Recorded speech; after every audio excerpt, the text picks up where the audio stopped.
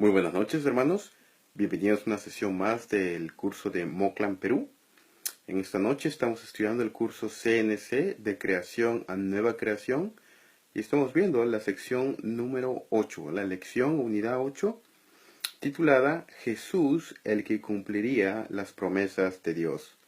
Y bueno, en esta unidad estaremos viendo los escritos de Lucas, un esquema del Evangelio de Lucas y básicamente espero, a poder cubrir en la próxima hora el Evangelio de Lucas y ver la manera como nuestro Señor Jesucristo cumplió las promesas de Dios en el Antiguo Testamento en el libro de Lucas.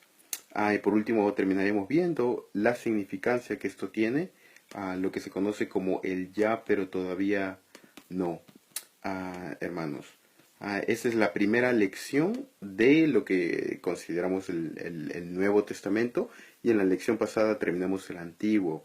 Y en esta sesión, hermanos, yo creo que las primeras 7 sesiones son básicamente un trasfondo donde se comienza a construir un argumento y pintar un cuadro de Jesucristo que comienza a verse con más claridad a partir de esta lección.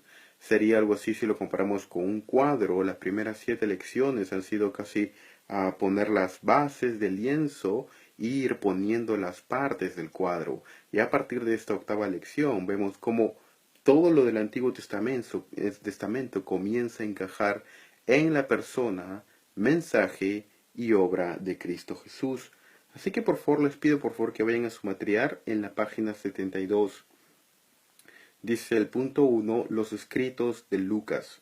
En el segundo párrafo dice, Lucas es el único escritor del Nuevo Testamento en discutir en forma parecida y con una extensión semejante la historia del Jesús terrenal y la actividad del Señor resucitado en los discípulos y a través de ellas.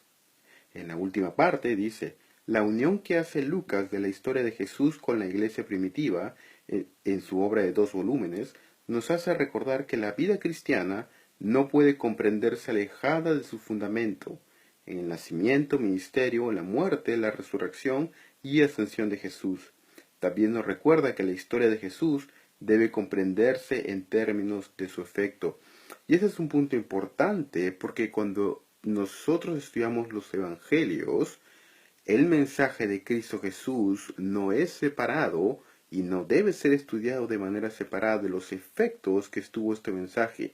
Y los efectos del mensaje tienen su cumplimiento en el libro de los Hechos. De tal manera que Lucas y Hechos son 2 libros diferentes, pero que deben verse como 2 caras de una misma moneda. Es decir, en un sentido Lucas es el cumplimiento de las promesas del Antiguo Testamento, pero de la misma manera Hechos es el cumplimiento de las promesas hechas en Lucas. Y este es un punto muy importante porque Lucas cumple el Antiguo Testamento y Hechos cumple a Lucas. Lucas y Hechos son 2 caras de una misma moneda. El mensaje de Cristo Jesús autentica la persona de Cristo Jesús, y la persona de Cristo Jesús es autenticada por el mensaje de Cristo Jesús. La persona, obra y mensaje de Cristo Jesús forman una completitud total evidenciada en los libros de Lucas y Hechos. Y en esta lección estamos viendo el libro de Lucas, y en la próxima vamos a ver cómo Lucas y Hechos se complementan cuando veamos más el libro de Hechos. El esquema del libro de Lucas, del Evangelio de Lucas, ustedes pueden ver en 2.1, en página 72, brevemente cómo se escribe un esquema general del Evangelio de Lucas. En 2.2 comienza con las genealogías, narraciones de la infancia. Dice, de acuerdo con la tradición judía, el don de profecía desapareció a fines del Antiguo Testamento y se esperaba que reapareciera solo en la época del Mesías. De hecho, el Señor salvaría a su pueblo y regiría sobre ellos para siempre a través de la persona de su Hijo, y el Salvador sería Cristo el Señor. En el segundo párrafo dice, en otras palabras, esta gente aún estaba esperando que el exilio terminara, ver Isaías 41 y 52:9, y Dios les revelará la presencia de un Salvador en la persona del niño Jesús. Y quiero leer estos dos pasajes, hermanos, Isaías 41 y 52:9. Isaías 40:1 dice: consuelen, consuelen a mi pueblo, dice su Dios. Hablen al corazón de Jerusalén y díganle que su lucha ha terminado, que su iniquidad ha sido quitada, que ha recibido de la mano del Señor el doble por todos sus pecados. Y ahora fíjense cómo lo escribe Isaías capítulo 52, verso 9. Prorrumpan a una en gritos de júbilo, lugares desolados de Jerusalén, porque el Señor ha consolado a su pueblo, ha redimido a Jerusalén. En otras palabras, el fin del exilio estaba marcado con un tiempo de consuelo de parte del Señor a la nación de Israel, a los fieles de la nación de Israel, como parte de lo que estaban sufriendo como consecuencia del exilio. Es decir, que los judíos piadosos en la época de nuestro Señor Jesucristo, al entender las profecías de Isaías, se daban cuenta que lo que marcaría el fin del exilio era la venida del Mesías, o en otras palabras, la venida del Mesías marcaba el fin del exilio y la restauración de Israel. Es por esto que este era el consuelo de la nación. La venida del Mesías era consolación en sí misma, porque marcaba el fin del exilio, la restauración de la nación, el cumplimiento de las promesas de Dios. Es por esto que Cristo, el Mesías, es llamado Hijo de consolación, Padre de toda consolación.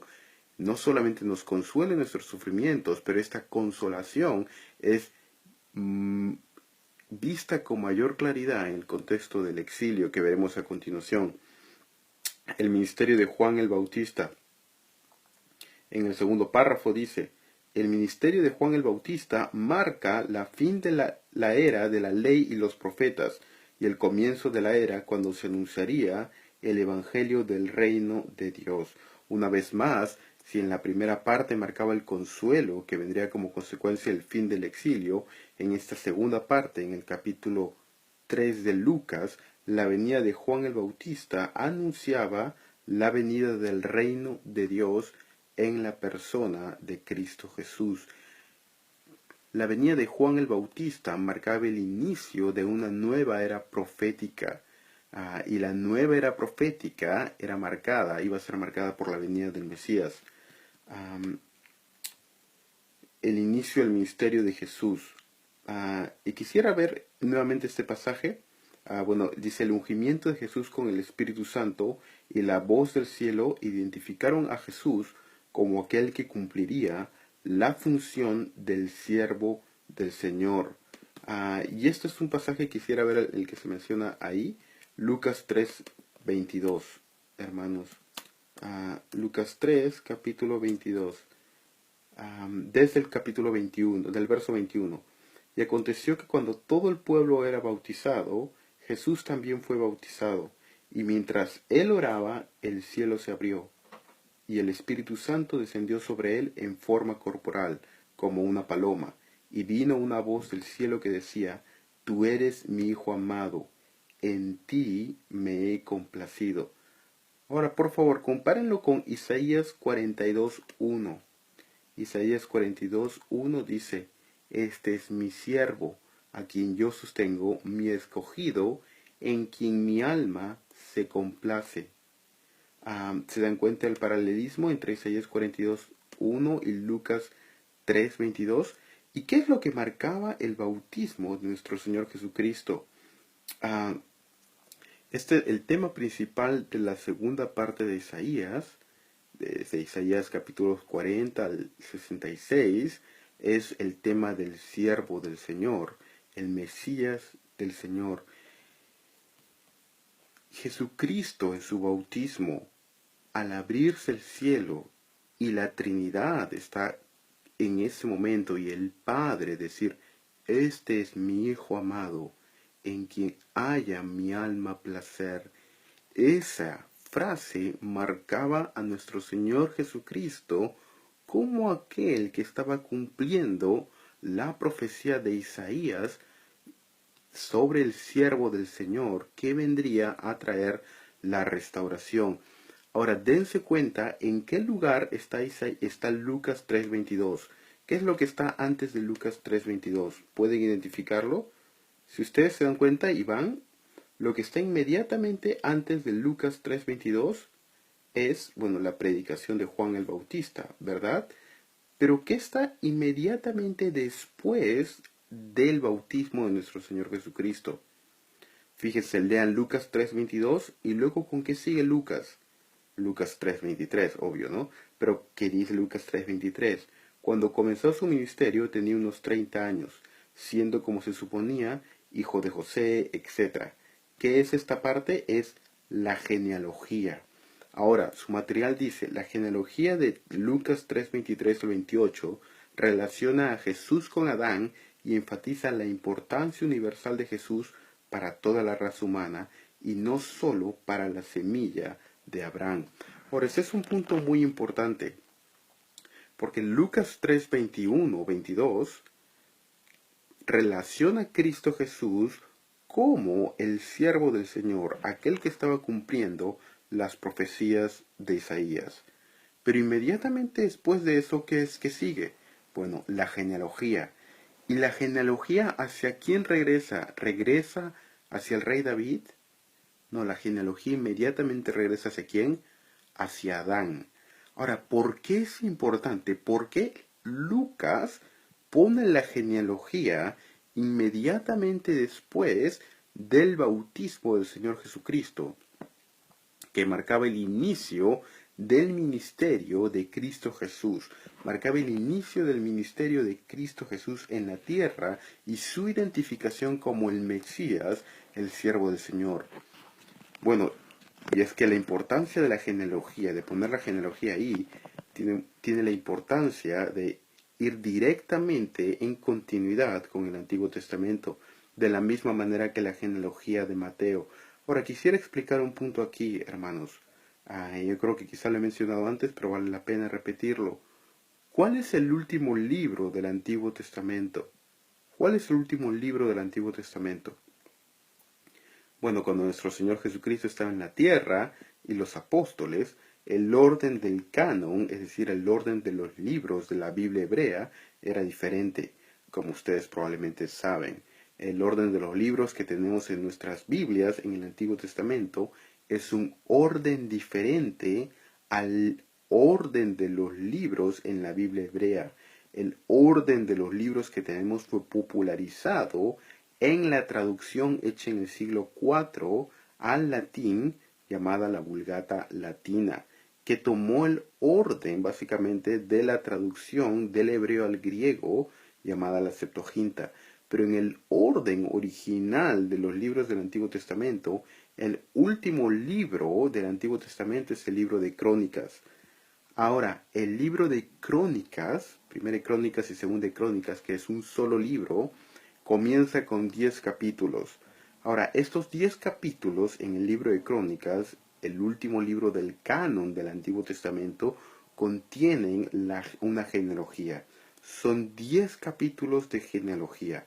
Ahora, ¿cuál es la importancia de poner una genealogía, de tomar 10 capítulos en el último libro del canon del Antiguo Testamento? ¿Cuál es la importancia de cerrar el canon con una genealogía? Bueno, básicamente en el antiguo pacto, las esperanzas y las promesas del pueblo de Israel estaban orientadas hacia aquel descendiente de David que vendría a restaurar el reino. Las esperanzas estaban centradas en un descendiente de Abraham que traería bendición a todas las naciones. Pero la genealogía de Crónicas va aún más atrás de Abraham y de David. La genealogía de Crónicas va hasta Adán. Estaban esperanzados en un descendiente de Adán que pondría fin a la enemistad que existía entre la descendencia de la serpiente y la descendencia de la mujer. Este descendiente, este hombre, tenía que ser un descendiente de la mujer para que pusieran fin a la enemistad la descendencia de la serpiente, tenía que ser al mismo tiempo un descendiente físico de Abraham, a través del cual traería bendición a todas las naciones, y tenía que ser un descendiente de David, a través del cual el reino sería restaurado. Inmediatamente con que comienza el primer libro del Nuevo Pacto, del Nuevo Testamento, con una genealogía, ¿verdad? Embarcando un puente entre el Antiguo y el Nuevo Testamento, conectando de manera perfecta a Cristo Jesús. Y esto es la genealogía que pone Lucas aquí inmediatamente, como una recreación de Jesús como el descendiente de Adán, que vendría a cumplir las promesas de Dios hechas a Adán, aquel que pondría fin a la enemistad de la serpiente con la descendencia de la mujer, aquel descendiente de Abraham y aquel descendiente de David. Y esta es la importancia de poner la genealogía después del relato de la creación. ¿Del relato de la creación, Daniel? Sí, del relato de la creación, porque Lucas 3, 21 al 22 es un paralelismo con la creación que Dios hace en Génesis capítulo 1. ¿Qué? ¿Qué estás hablando? Bueno, en Génesis capítulo 1, Dios crea a través del Espíritu Santo, moviéndose como una paloma en las aguas. Y este es un paralelismo del Espíritu Santo descendiendo como una paloma sobre las aguas en Cristo Jesús. Génesis capítulo 1 marca la creación. Lucas 3, 21 al 22 marca el inicio de la recreación en el ministerio de Cristo Jesús, el cual es la inauguración del nuevo pacto, el reino de Dios, lo cual pondría fin a las obras del diablo y un regreso a la creación original de Dios. Lucas 3, 21, 22 marca el inicio, el punto inicial de esta recreación de Dios. Y esta recreación de Dios a través de Cristo Jesús, el cual es el descendiente de Adán. Y regresa nuevamente a Génesis. ¿Se dan cuenta la conexión, hermanos, que hay en esta parte? Pero no termina ahí Lucas.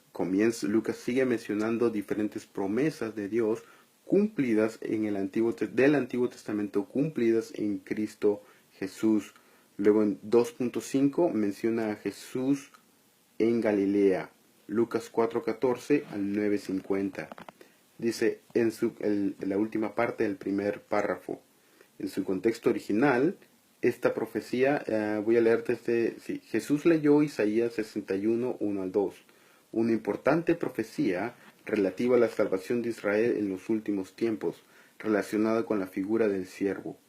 Y afirmó, hoy se ha cumplido esa escritura delante de vosotros. Eso está en Lucas, capítulo 4, verso 21. De esta forma, él afirmó que él era el ungido por el Espíritu Santo para dar buenas nuevas a los pobres. En su contexto original, esta profecía iba dirigida a los exiliados en Babilonia, que eran los pobres, los cautivos, los ciegos, los oprimidos, etc., que necesitaban escuchar la proclamación de libertad, recuperar la vista y la libertad. Pero estas palabras, aplicadas a Israel en la época de Jesús, significaban que el siervo del Señor había venido a proclamar libertad para los oprimidos por el efecto del pecado y del poder de Satanás. Esto quiere decir que Cristo marca el fin del exilio, pero el exilio al cual Cristo pone fin es un exilio mucho mayor que el de la nación de Israel. Lucas capítulo 4 marca el fin del exilio, absolutamente sí, pero nuestro Señor Jesucristo está haciendo una referencia a un exilio mucho mayor que el de la nación de Israel bajo el gobierno romano. El exilio, el cual el Señor Jesucristo rompe, fue el exilio de la humanidad misma bajo los efectos del pecado y la condenación de Dios. Marca el fin del exilio de la humanidad, de la presencia de Dios misma, como consecuencia de su pecado. Es decir, el significado redentor de Cristo Jesús y el fin del exilio que él estaba poniendo en Lucas capítulo 4 era muchísimo mayor que simplemente el de la nación étnica de Israel bajo el gobierno romano. trascendía mucho más esto, era una redención universal de toda la creación, llevándolo de regreso a Dios. Era el exilio que había comenzado en el jardín del Edén, cuando Adán y Eva pecan y son exiliados de la presencia de Dios. Adán y Eva pecan en el jardín del Edén al tomar el fruto y son exiliados de la presencia de Dios. Este tema de exilio y ser expulsados de la presencia de Dios es el mismo que luego se marca cuando el pueblo en Babilonia son exiliados debido a su pecado. Y Cristo Jesús pone fin a ambos exilios. Pero el segundo exilio, el de Babilonia, marcaba y es un paralelismo al primer exilio llevado en el jardín del Edén. Dice, lee Lucas 4:31 al 44. En los siguientes versos muestran a Jesús ejerciendo este ministerio. Y esto es muy importante porque lo que nuestro Señor menciona en Lucas capítulo 4, especialmente en los versos 14 al 21, es autentificado por las obras que Él realiza en los versos 31 al 44 del capítulo 4 de Lucas. En la parte inicial del capítulo 4, el Señor Jesucristo menciona que Él es aquel que pondría fin al exilio. Y en la segunda parte, Él da pruebas o evidencias de la manera como Él pondría fin a este exilio y daba pruebas o evidencias que autentificaban su persona y su mensaje. En un sentido, la obra de nuestro Señor Jesucristo autentifica el mensaje del mismo y la persona. Y esto es algo común en las narrativas de los evangelios. Nuestro Señor Jesucristo vez tras vez realiza milagros. Y estos milagros muchas veces tienen el propósito de autentificar el mensaje que se está dando detrás de estos milagros. ¿Cómo es que se prueba que el mensaje que se da es el verdadero? Bueno, a través del milagro que le precede. El milagro que le precede y que es consecuencia del mismo autentifican la mención o el título de nuestro Señor Jesucristo poniendo fin al exilio. Y esto se menciona, dice su material, echa fuera demonios, sana a los enfermos, predica el reino de Dios, perdona a las gentes por sus pecados, llama a los alejados o a los menospreciados de la sociedad judía a seguirle, etcétera, etcétera. Acá hay un punto importante en el último párrafo de la página 64. Dice, después de este resumen de su ministerio, Jesús lanza un desafío. Bienaventurado el que no halle tropiezo en mí. Desde un comienzo las palabras y acciones de Jesús provocan cierta hostilidad. Y esto está en Lucas capítulo 7, verso 23. Nuestro Señor Jesucristo está hablando del anunciamiento del reino, Lucas 7:22. Entonces Él respondió, vayan y cuenten a Juan lo que han visto. Los ciegos reciben la vista, los cojos andan, los leprosos quedan limpios y los sordos oyen. Los muertos son anunciados y los muertos son resucitados, y a los pobres se les es anunciado el Evangelio. Y bienaventurado el que no se escandaliza de mí. ¿Qué es lo que está haciendo el referencia aquí nuestro Señor Jesucristo? ¿Por qué es que había una oposición a la predicación del mensaje del reino? Bueno, alguien diría, porque nuestro Señor Jesucristo era piadoso, y siempre que haya alguien piadoso predicando el Evangelio va a haber oposición. Es parcialmente cierto, pero no ese es el caso. Nuestro Señor Jesucristo era una persona muy popular en su época, y a veces se menciona que es cierto que el Señor Jesucristo fue odiado, menospreciado, pero debemos recordar que Él a lo largo de su ministerio, especialmente en el segundo y tercer año, fue odiado y menospreciado mayormente por los líderes religiosos. Pero nuestro Señor Jesucristo tenía una muy grande popularidad entre la gente y era querido. Él llega a ser menospreciado luego que la nación de Israel se da cuenta que él no era el Mesías político que esperaban, y es ahí donde la nación se vuelve en contra suya. Pero ¿por qué es que había este conflicto entre la predicación del reino y el advenimiento del reino y las dificultades del mismo? Bueno, esto va de regreso nuevamente al reino original, a la pérdida del reino original. Ustedes recuerdan nuevamente referencia al jardín del Edén.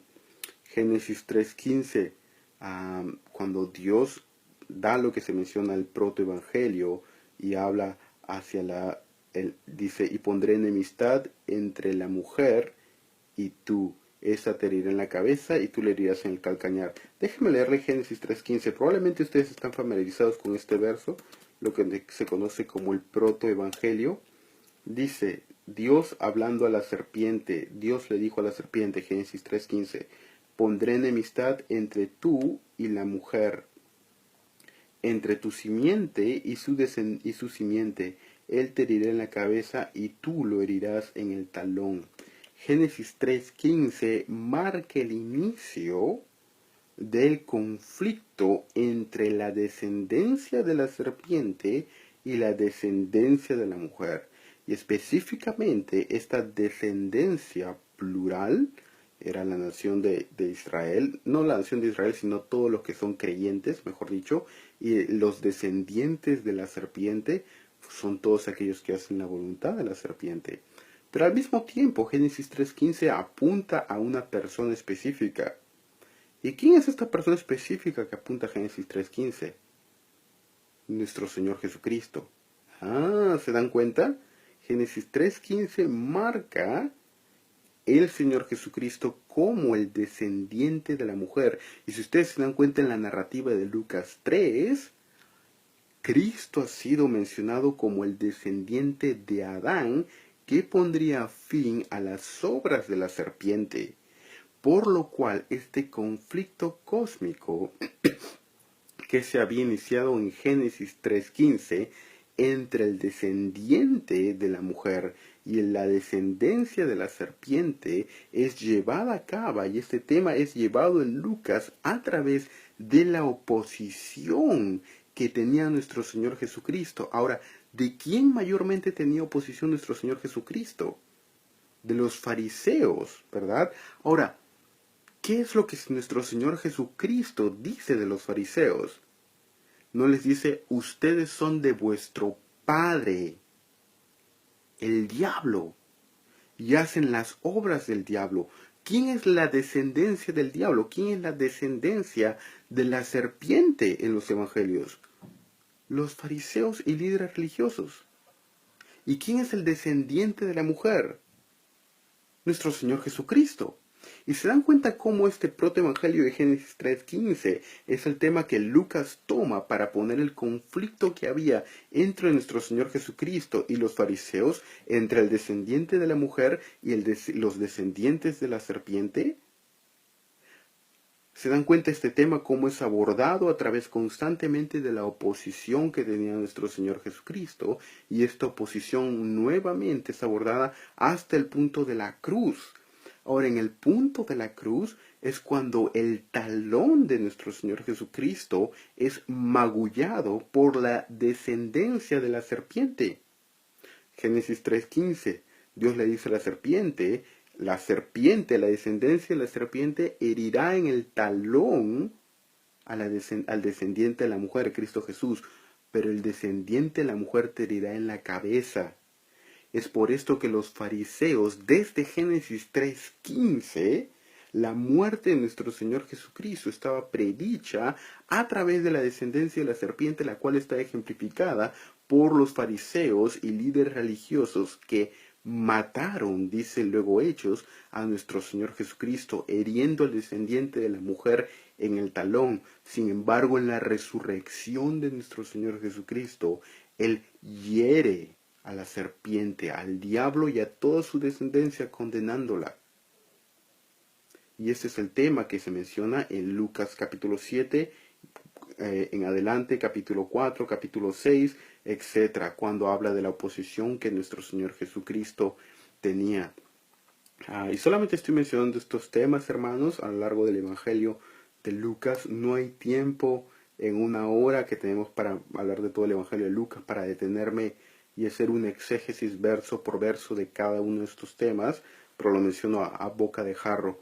¿Cómo está? Este es un tema de panorama.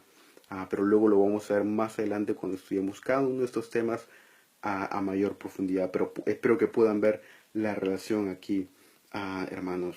Ahora, quisiera hacer un excursus en este punto que considero que es muy importante. A veces nosotros tendemos a pensar y se escuchan predicadores que hablan, ustedes son del diablo y nosotros somos de Dios. Y aunque hay cierta verdad en eso, es también absolutamente falso. Y a lo que me refiero es esto. Nosotros los cristianos no siempre hacemos lo que es correcto. Nosotros los cristianos pecamos constantemente. De la misma manera los que no son creyentes, los descendientes de la serpiente, a veces hacen lo que es correcto. ¿Cómo entonces se congenia esto? Bueno, aunque no se menciona directamente en Lucas, hay algo que se menciona en Génesis capítulo 6 al 8, que es lo que se conoce como el pacto noético o el pacto con Noé. Es a través del pacto con Noé que Dios establece un esquema de gracia común a fin de que Él no tenga que destruir la tierra nuevamente. Ustedes están familiarizados con la historia de Noé, ¿verdad? Dios destruye a la creación, Dios destruye a la humanidad debido a su pecado, ¿verdad? Dios destruye toda la humanidad debido a su pecado. Y luego Dios, después de que Noé sale del arca, hace un pacto con Dios. Dios pone su arco en el cielo para mostrar su poder a través del arco iris, ¿verdad? Y Dios hace un pacto con Noé y Dios le promete a Noé que él nunca más va a volver a destruir a la creación a través del agua, que él nunca más va a volver a destruir. Pero ¿por qué es que Dios hace esta promesa? Bueno, Dios hace esta promesa de no volver a destruir a la humanidad porque Dios mismo se asegura de que la humanidad nunca vuelva a caer en un pecado semejante al que cayó antes de la época de Noé, hasta el día de la apostasía final, cuando la tierra será limpiada a través del fuego. ¿Y cómo es que Dios se asegura de que nunca la humanidad vuelva a cometer este pecado tan terrible que cometió en los días de Noé? Bueno, a través de lo que se conoce como la gracia común. La gracia común de Dios es aquella que provee, es de provisión y prevención. Provisión porque provee para toda la humanidad cosas buenas, como intelecto, buenas obras en el sentido, no en el sentido de salvación, sino en el sentido simple moral. Y también prevención, es la gracia común a través del pacto en Noé que impide que la humanidad se degenere hasta el punto máximo que podría como consecuencia de su pecado. Y este punto es importante para más adelante cuando lo veamos en Lucas. Y este punto de la gracia común es mencionado en Mateo. Cuando vez tras vez se habla del amor universal de Dios, o del amor de los padres hacia los hijos, o del bien de Dios hacia toda la humanidad. Este es un tema importantísimo en hablar del amor de Dios hacia toda la humanidad. Ese es el punto de la gracia de Dios hacia toda la humanidad, lo que se conoce como gracia común, que haya su raíz misma en el pacto con Noé, hermanos. Y esto va a ser, lo vamos a ver más adelante. Ahora quisiera ver 2.6, el viaje de Galilea de Jesús a Jerusalén. El viaje de Jesús de Galilea a Jerusalén, perdón. En Lucas capítulo 9, versos Lucas 9:51 al 19:44. Quisiera hacer un poco de la lectura de esto y luego hablar, hacer un excursus nuevamente. Dice aquí, bueno, en el primer párrafo, Jesús salió resueltamente rumbo a Jerusalén, consciente de que allí le esperaba el sufrimiento y la muerte. Este sería el preparativo necesario para su ascensión y gobierno celestial como Mesías. Nadie evitaría que lograra su objetivo, aun cuando él sabía que, al igual que como ocurrió con otros profetas, moriría en Jerusalén. Y luego nos menciona aquí, dice, el relato que Lucas hace del último viaje de Jesús a Jerusalén es más extenso que los equivalentes en los otros evangelios, y contiene mucho material que solo se encuentra en este Evangelio. Lucas nos presenta en este capítulo tres diferentes tipos de enseñanza: los discípulos, la multitud y los líderes religiosos. Y aquí es donde comienza a jugar el punto de gracia común, la descendencia de la serpiente y la descendencia de la mujer. Hay tres públicos a los cuales nuestro Señor Jesucristo constantemente se dirige a lo largo de los evangelios y las parábolas. Estos tres públicos son los discípulos, es decir, los seguidores de nuestro Señor Jesucristo, aquellos que estaban comprometidos con el mensaje y la persona de nuestro Señor. Otro público, y este público es representado por la descendencia de la mujer, a nuestro Señor Jesucristo y aquellos que seguían a la descendencia de la mujer.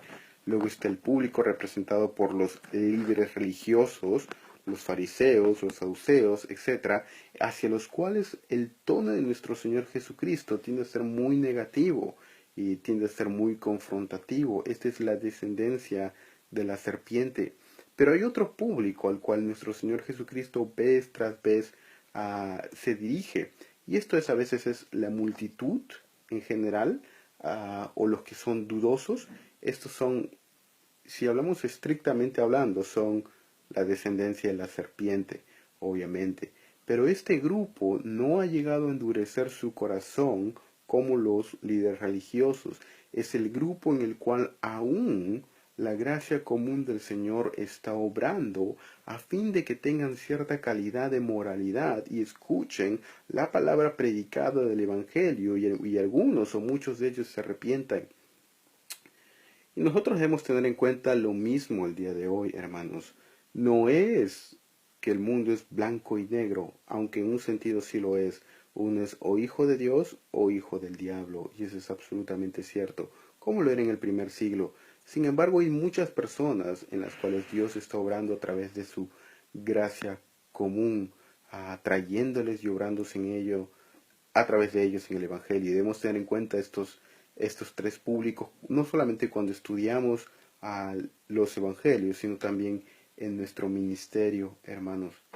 2.7 dice Jesús en Jerusalén. Lucas capítulo 19, versos 45 al capítulo 21 al 38.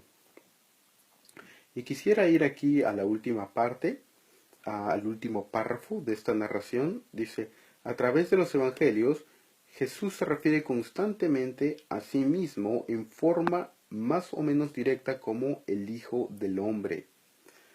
Y ese es un título común usado por el Señor en Lucas.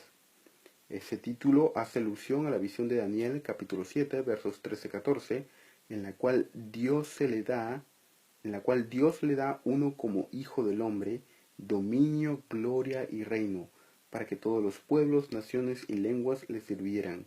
Jesús da a entender que Él es aquel que será el regidor del mundo y juez de todo, el que estará a cargo del reino y dominio eterno de Dios, pero paradójicamente debe ser traicionado y sufrir como el Hijo del Hombre, antes de que pueda entrar en su glorioso reino celestial, cumpliendo todos los propósitos de Dios. Ahora, ¿a qué se refiere esto del Hijo del Hombre? Esto lo vamos a ver más adelante y de manera más profunda cuando veamos Nuevo Testamento 1, Teología de los Evangelios Sinópticos, y dediquemos una lección a hablar de manera mucho más profunda de este título. Pero quisiera mencionarlo brevemente aquí. Hijo del Hombre es en primer lugar una afirmación de la humanidad de nuestro Señor Jesucristo, de la humanidad del Mesías. Hijo del Hombre es la identificación del Mesías como un descendiente de Adán. El Hijo de David es el Mesías de la línea de David.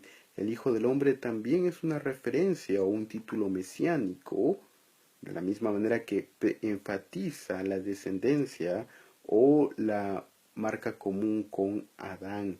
Y el Hijo del Hombre se menciona mucho en Ezequiel, en casi cada capítulo de Ezequiel y en el libro de Daniel. Y se refiere a aquel hombre que encarnaría las virtudes del hombre perfecto, como Adán debió haberlo sido. Sin embargo, sería completamente humano, y este descendiente de Adán sería el cual vendría y tomaría el reino, es decir, un Mesías de Dios. Este título Hijo del Hombre es mesiánico y es adámico en representación de Adán, y es aquel que cumpliría las promesas, el hombre perfecto que encarnaría las virtudes de la humanidad, y este es Cristo Jesús. Y esto es una pequeña parte de lo que significa el título Hijo del Hombre. Y aquí es donde quisiera llegar, yo creo, uno de los puntos más importantes de la lección del día de hoy, el punto 2.8, la crucifixión de nuestro Señor Jesucristo. Y quisiera leer un verso aquí, Lucas capítulo 22, verso 19. Lucas capítulo 22, verso 19. Y si pueden, búsquenlo, hermanos. Lucas 22, 19. Sí, dice, y tomando el pan, después de haber dado gracias, lo partió y les dio diciendo, esto es mi cuerpo que por ustedes es dado, hagan esto en memoria de mí. De la misma manera tomó la copa después de haber cenado, diciendo, este es el nuevo pacto, y esa es una referencia a Jeremías 31:31, en mi sangre. Nuevamente, esta es una referencia a Éxodo 24:8, cuando matan el cordero pascual y lo pintan en los dinteles en la salida de Egipto. Esta es la copa del nuevo pacto en mi sangre, que es derramada por ustedes. Pero vean, la mano del que me entregue está junto a mí en la mesa, porque en verdad el Hijo del Hombre va según se ha determinado, pero hay de aquel por quien es entregado. Entonces comenzaron a discutir entre sí quién de ellos sería el que iba a hacer esto. Y fíjense en el verso 22. Fíjense en el verso 22, por favor, hermanos, de Lucas 22. Dice, porque en verdad el Hijo del Hombre va según se ha determinado. Y fíjense la referencia aquí a Hechos 22, perdón, Hechos 2:23. Hechos 2:23 dice, hablando de Jesucristo, fue entregado por el plan predeterminado y el previo conocimiento de Dios. Ustedes lo clavaron en una cruz por manos de impíos y lo mataron. Y fíjese luego en el capítulo 4, verso 28 de Hechos. Dice, para hacer cuanto tu mano y tu propósito, hablando de Dios, habían predestinado que sucediera en relación a Cristo Jesús. Ahora, ese es un punto importantísimo. El cumplimiento del nuevo pacto no fue coincidencia. La muerte de Cristo Jesús en la cruz no marcaba un fracaso en la misión de Cristo Jesús, sino marcaba el cumplimiento y el éxito de su misión. La muerte de Cristo Jesús no es, como a veces se señala en una teología muy común, un fracaso de nuestro Señor Jesucristo en predicar el Evangelio a Israel, de tal manera que la iglesia surge como un paréntesis en el obrar de Dios con Israel. No es que nuestro Señor Jesucristo fracasa en su misión al ser crucificado. La crucifixión de nuestro Señor Jesucristo era requerida para cumplir los términos del pacto. El pacto requería la muerte de sangre para que el pacto sea cumplido. No podría haber inauguración del nuevo pacto sin haber cumplido con los términos estipulados en el antiguo pacto. Y ahora, ¿dónde se muestra esto, hermanos? Bueno, el antiguo pacto, los términos del antiguo pacto son dados en Génesis capítulo 15. Y déjenme leer este pasaje que es importantísimo. Génesis capítulo 15. Por favor, búsquenlo. ¿De dónde viene este concepto de la muerte del mediador en el cumplimiento del pacto? Viene en Génesis capítulo 15, en las promesas de Dios a Abraham. Voy a leer parte de todo el capítulo. Génesis capítulo 15 dice, por favor, si ustedes lo tienen, búscanlo en sus Biblias y acompáñenme. Dice, después de estas cosas, la palabra del Señor vino a Abraham en visión, diciendo, no temas, Abraham, yo soy un escudo para ti y tu recompensa será muy grande. Y Abraham dijo, oh Señor, ¿qué me darás, puesto que estoy sin hijos, y el heredero de mi casa es Eliezer de Damasco? Dijo además, no me has dado descendencia, y uno nacido en mi casa es mi heredero. Pero la palabra del Señor vino a él, diciendo, tu heredero no será éste, sino será uno que saldrá de tus entrañas. Él será tu heredero. El Señor lo llevó afuera y le dijo, ahora mira el cielo, Abraham, y cuenta las estrellas, si te es posible contarlas. Y añadió, así será tu descendencia. Y Abraham creyó al Señor, y él se lo reconoció por justicia. Y le dijo, yo soy el Señor que te saqué de Ur de la tierra de los caldeos, para darte esta tierra para que la poseas. Entonces Abraham le preguntó, oh Señor Dios, ¿cómo puedo saber que la poseeré? Y aquí viene lo importante. Verso 9.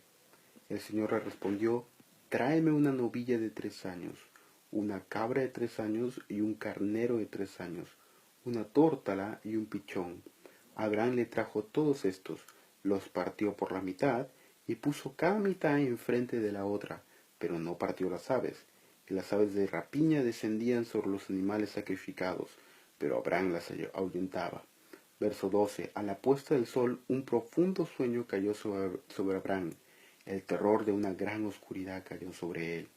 Y Dios dijo a Abraham, ten por cierto que tus descendientes serán extranjeros en una tierra que no es suya, donde serán esclavizados y oprimidos 400 años.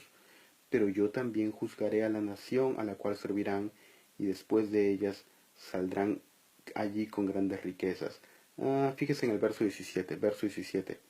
Y sucedió que cuando el sol ya se había puesto, hubo densas tinieblas, y apareció un horno humeante y una antorcha de fuego que pasó entre las mitades de los animales.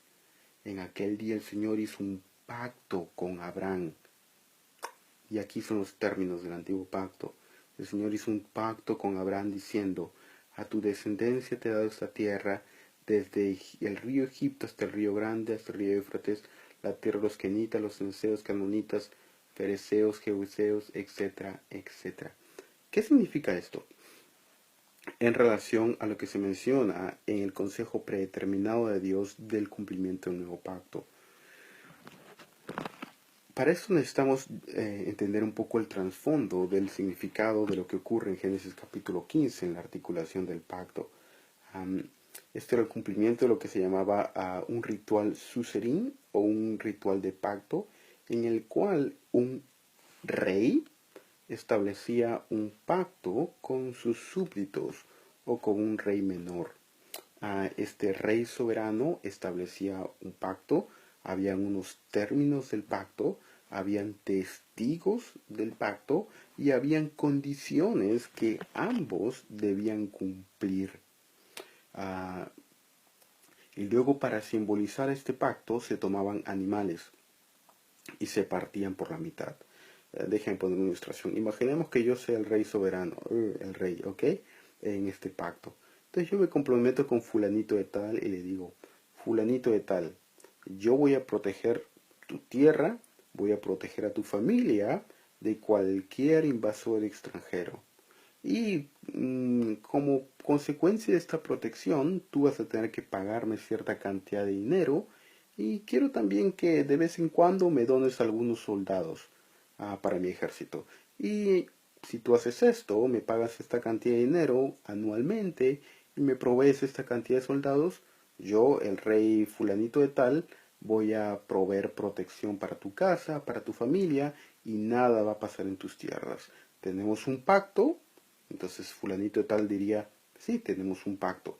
Ahora yo, el rey, para simbolizar este pacto, agarraría y partiría un animal, una vaca, un becerro, lo que fuese, por la mitad, exactamente por la mitad, un lado a otro. Ahora tú, fulanito de tal que has hecho el pacto conmigo, con el rey, tienes que pasar por en medio de los animales. Y cuando tú, el que habías hecho el pacto conmigo, el rey, cuando tú, mi súbdito, pasabas por en medio de los animales, lo que estabas diciendo es esto, que mi destino, si incumplo las condiciones de este pacto, sea como el de estos animales.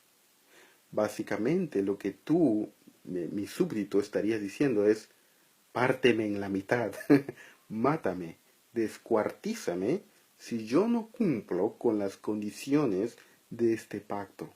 Eso es lo que estaba detrás del trasfondo de un pacto. Ahora, lo interesante, lo que llama la atención y lo que causa temor en Abraham es que fíjense quién pasa por en medio de los animales en Génesis capítulo 15. ¿Quién pasa por en medio de los animales? ¿Dios o Abraham?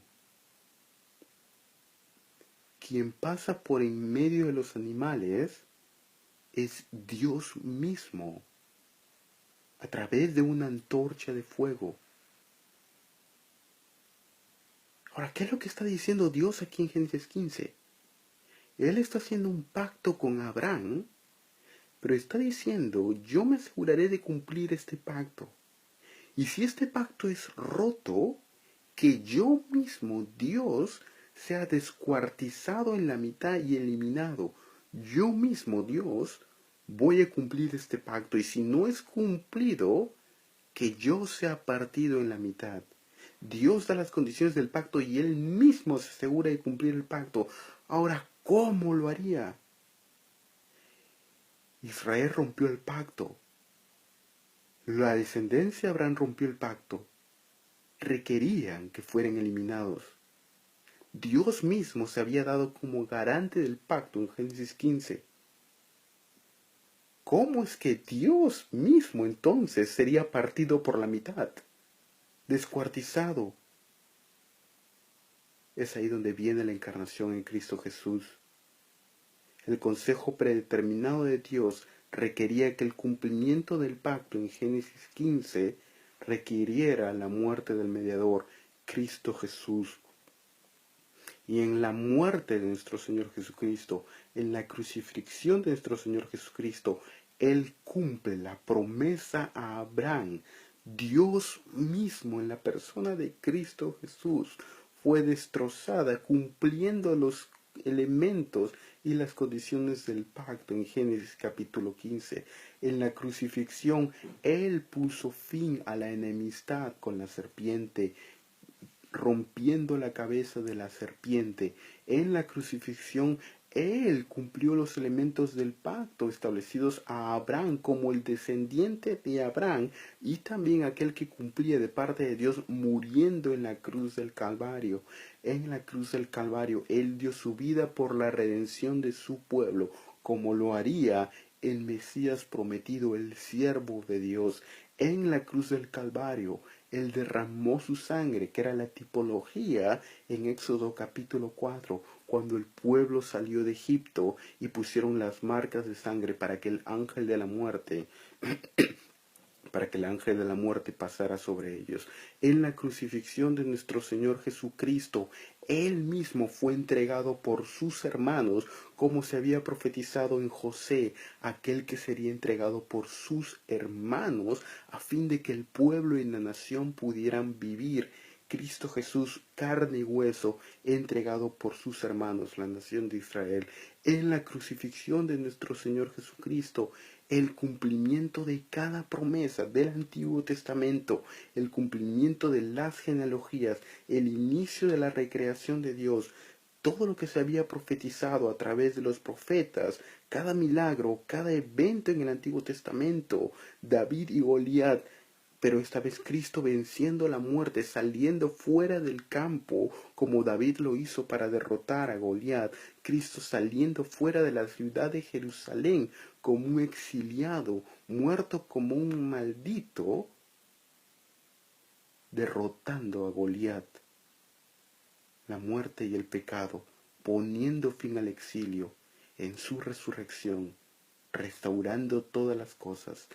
Ese es el punto del Evangelio de Dios, en la muerte y resurrección de nuestro Señor Jesucristo, brillando desde el capítulo 1, verso 1 de Génesis. En el principio creó Dios los cielos y la tierra, yendo por completo a través de todas las escrituras, en una belleza suprema, apuntando a ese punto en el cual el vértigo de toda la historia de la humanidad haya su cumplimiento y razón de ser, y nuestra razón de ser también, la cruz de Cristo, hasta la figura celestial de la Nueva Jerusalén en Apocalipsis capítulo 22. Este es el cumplimiento de los términos del pacto, el mediador del pacto, Cristo Jesús. Aquí nos vamos a quedar, hermanos, esta noche. Espero que haya sido de bendición. Bueno, hay una pregunta de Pedro que voy a contestarla si es que la sé la respuesta. Si no, la próxima semana. Pedro pregunta: hermano Daniel, desde la perspectiva del reino de Dios, pueblo, tierra, gobierno de Dios, ¿qué significaba la muerte de nuestro Señor Jesucristo? Bueno, es lo que acabo de estar explicando en los últimos 10 minutos a Pedro: el cumplimiento del pacto, el fin de la descendencia de la serpiente, a la restauración del reino de Dios, etcétera. La perspectiva del reino de Dios, pueblo, tierra, gobierno de Dios. ¿Qué significaría la muerte de nuestro Señor Jesucristo?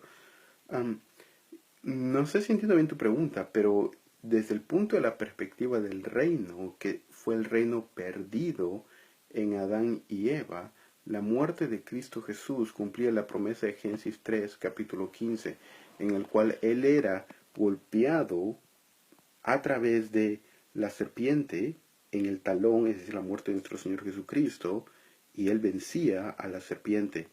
De tal manera que si Cristo Jesús hubiera nacido inmediatamente después del pecado de Adán y Eva, es decir, si Eva hubiera, si Cristo Jesús hubiera sido Abel, supongamos, si Cristo Jesús hubiera sido Abel, él hubiera muerto ahí nomás por el pecado de Adán y Eva, y hubiera ahí terminado con la predicción de Génesis 3:15. Pero la restauración del reino, el reino fue dado en Génesis y fue perdido en el pecado de Adán.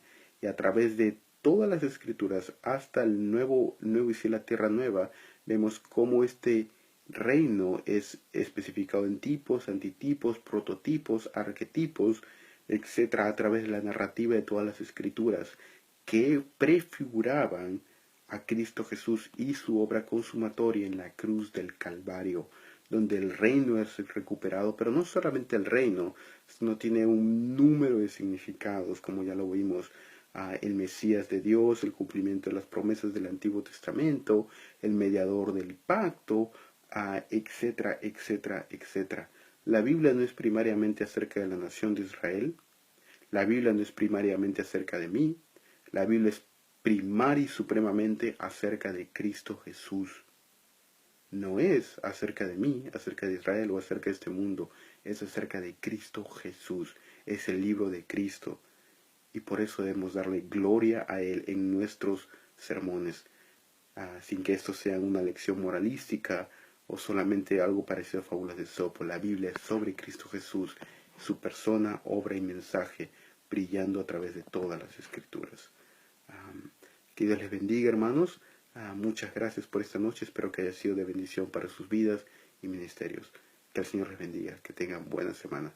Hasta luego.